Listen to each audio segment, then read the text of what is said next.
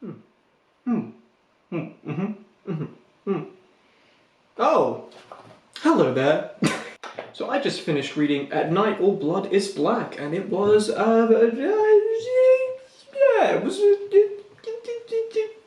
So this was the winner of the International Man Booker Prize, which is kind of the same thing as the Man Booker Prize, except it tends to award good books instead of bad books.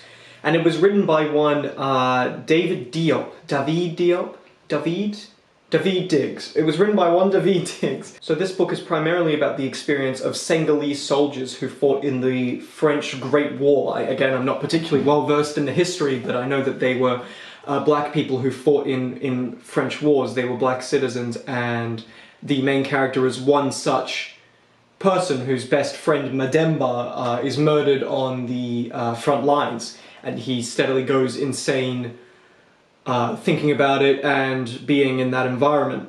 So I really like this book for the most part. I have some major issues with some of the structure and the pacing of it, and more or less the ending, which we'll get to, but the core of the book is really fantastic and really evocative. Its major success lies in how completely it puts you in the head of the main character throughout the whole thing. Even by the end where it gets a bit lucid and weird, it really keeps you in that person's head. And I have to really shout out the translation here, because what the book does is it gives you an incredible amount of repetition and similar sentences, like repeating the phrase God's truth, my more than friend, things like that, and it continues to say these things, and how the translation manages to work around it and change the meanings of things slightly in between sentences is really quite effective, and it really helps in keeping you grounded in the world,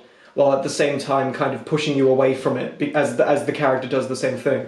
What makes the repetition and the insane pushing into that character's head that you have to do, like the exhausting work that it is reading the book, what makes that work is how slim it is and how perfectly handled it is, apart from the ending. Like, the first half of this book is fantastic. Like, the first 75 pages, you totally get what's happening and what's meant to be happening, what it's all leading to, and it's really effective. And I really love certain sections of this book, and there's things that stand out to me. There's the one section at about the midway point where his front lines, the captain sends out some particularly cowardly soldiers onto the no man's land and instructs them to run at the enemy and shoot at them or die, and they die either way. And it was a really effective, disturbing paragraph, and that was mostly because of how well it was written, how well the main character was viewing it and being like, this is fucked. There's some really fantastic quotes and lines. I'll just read a few out. God's truth, I believe that God always lags behind us. It's all he can do to assess the damage. Oh. I understand that the memory of my mother had calcified the entire surface of my mind, so it was hard like a tortoise's shell. It's just really effective, simple similes and simple word choices that really elevate it when you're putting it amongst all of this repetition of similar phrases and very simple language. To have something like that just strike out of nowhere is really effective. It makes you stop and be like, wow, that was a really good sentence. And again, full credit to the translator for that. When I returned home crawling in the mud like a black mamba returning to its nest after rat hunting, no one dared touch me anymore. There's lots of really great individual lines of like, just a mad person, what a mad person would say when they're doing things. What I really like in this book is the way that it kind of captures the experience of African people in this war through their own lens. So, well, I like that for the most part. I like the bit at the beginning where he's talking about how he's become like a dem or a devourer of souls to the people on to his teammates on the field, and I really like how he eventually really pushes into the stereotype they have of him, and he starts to become that himself, or he starts to believe that he is that. I thought that was really effective. And then there are some parts of that which I really don't like. I really don't like how, for the last like 30 pages, you go into his head completely and he just has a vision of past instances in his tribe of things that have happened, something to do with a grain shortage, and they wanted to plant, what was it? Yeah, they wanted to plant peanuts, and then the main character's father is like, no. And I'm like, why is this in the book? I mean, I kind of get why it's in the book. I get what it means. So what happens basically is that after he really freaks out the soldiers on the battlefield, he gets sent back to the rear, and he gets tended to by nurses, and he has the time to think in his head, and then that's when he projects through, and then all of a sudden, like a bolt, the ending happens, and that's kind of how I guess that's how the book is implying insanity comes to you, or how PTSD comes to you. It's like just a lightning bolt of events. But the thing is that none of this matters, and I don't care. Yeah, basically everything to do with the main character's love interest I really don't like in this book. So there's the Fari Thiam woman, and there's a really trite love scene. I like the description of how it's like when he thrusts into her. Ooh. It's like he thrusts into her wriggling insides, and it's kind of harking back to when he's disemboweling people, and it's kind of like the same sort of language. I thought that was really effective, and I kind of chuckled when I was reading this on the bus. To think about the author writing that and being like, yeah, that's what I mean. But there's the only time that the only time that the repetition got a little bit, it felt like it was reaching too hard, was at the beginning of a chapter when it mentions her. I'll try and find it. Yeah, the beginning of chapter 18, I don't know why I felt it there, but it was just the repetition of the same thing about Fari Thiam saying yes to him when she said no to the other guys. Ooh, aren't I special? Ooh, fuck. And I felt like the repetition got a little bit too much, like, you're kind of reaching for it too hard, you're kind of like pushing for it. But for the most part, the book's really great, it's just that little bit that drags it down.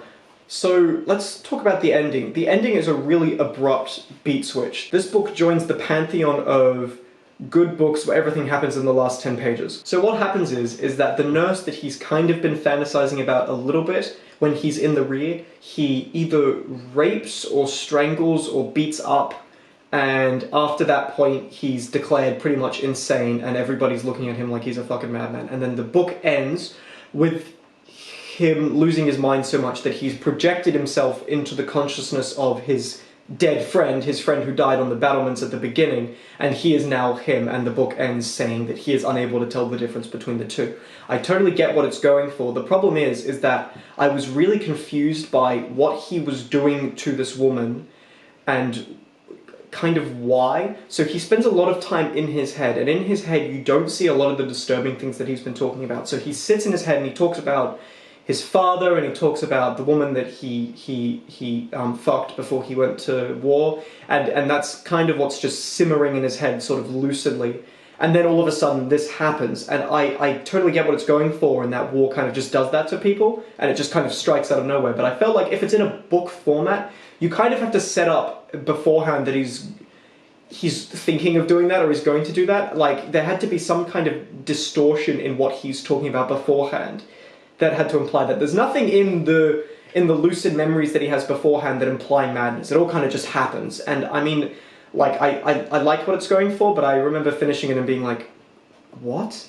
It might have just been an effect of what I had read about it, how people were like, it really captures a mind hurtling towards madness. That's what the book says on the back, a mind hurtling towards madness. And what happens is the mind hurtles toward madness in the first half, then for 50 pages it doesn't, and then for the last 20 pages it's like, fuck, I've got to catch up, and then it does, kind of thing. And I mean, don't get me wrong, I still liked everything that, all of his memories. There's the kind of personal mythology he kind of creates about his grandmother, Yoruba, or his grandfather, one of the two, and his mother leaving to find out what happened to his grandfather, and how he is looking for her to come back, and then at one point, I think she dies or something. But there's a lot of really great